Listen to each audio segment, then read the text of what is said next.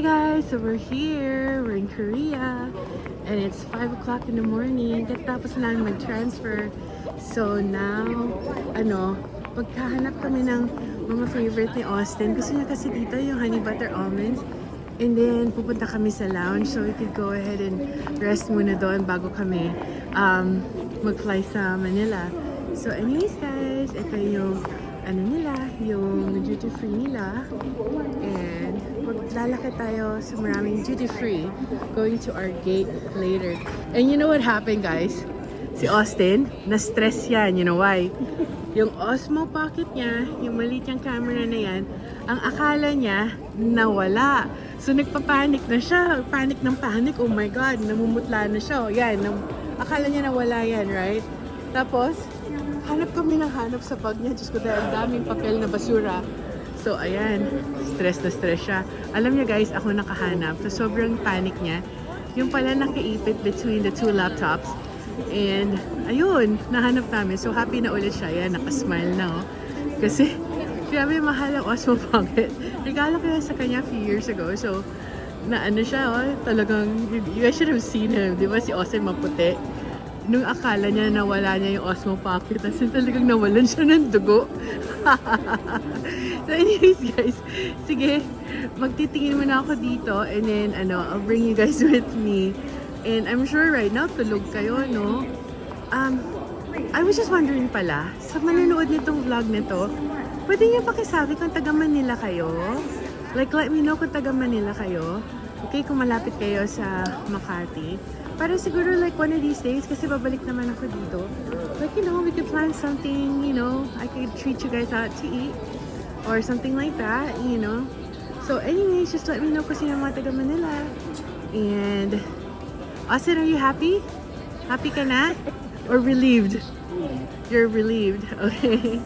Okay, bye. So guys, we're here na sa lounge.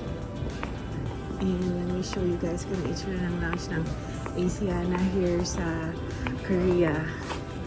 And you can take a shower there. And ito guys, so if you just want to sit down and relax.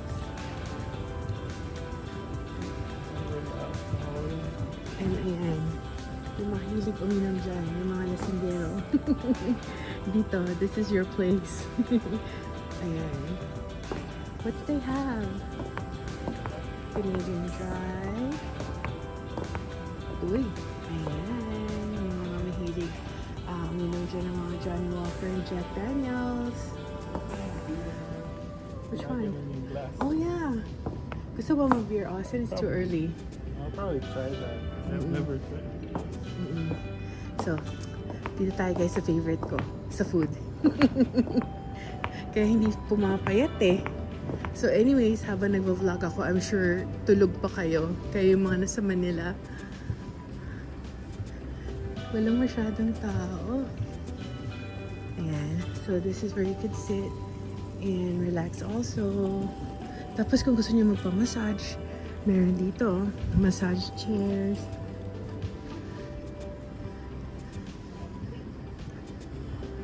Ayan. And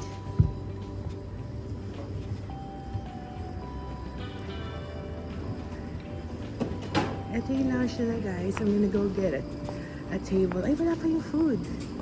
Kasi it's early, it's only 5. Or tinati ka nung meron.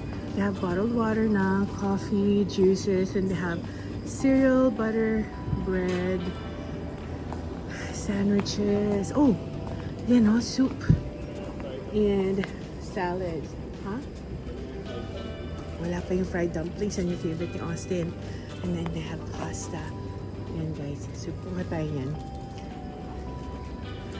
And as you guys can see, gabi pa sa labas. Tulog pa kayo. I know. So Austin, okay ka na? Hindi ka na, okay ka na? Hindi ka na nagpapanik. Akala niya talaga guys, nawala na yan. Talagang nakakatawa. Kung akala niya maputi si Austin, you should have seen him kanina. Talagang kasi nawala ng dugo. So yun. So anyways guys, I'm gonna go and get some food. Unless, ito, pakita ko sa inyo yung favorite ko na soup dito. ito, this one. This yellow one. I love this yellow one. Meron din yan sa States, pero medyo iba na konti yung lasa. Pero yan yung favorite ko. Ito, ano to? Ordinary to, you guys. I'm sure sa Manila ang daming ganyan. Pero ito yung favorite ko. Yan. Sige guys, I'll be back.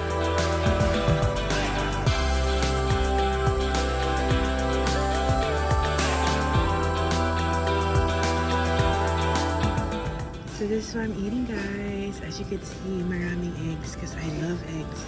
If I could eat that every day, I would. Kaya lang makolesterol yan.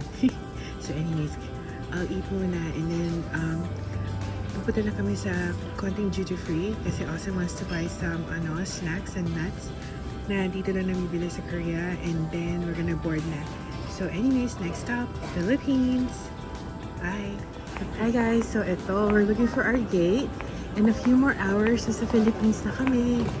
And kahit na maraming beses kaming umuwi sa Philippines sa isang taon, alam niyo yung excitement, andun pa rin. Wala, it's just so nice to, go home and see friends, relatives, and new friends. And wala, ang saya. Hinihingal ako, guys. Ang daming lakaran. Pero ito yung airport ng Korea.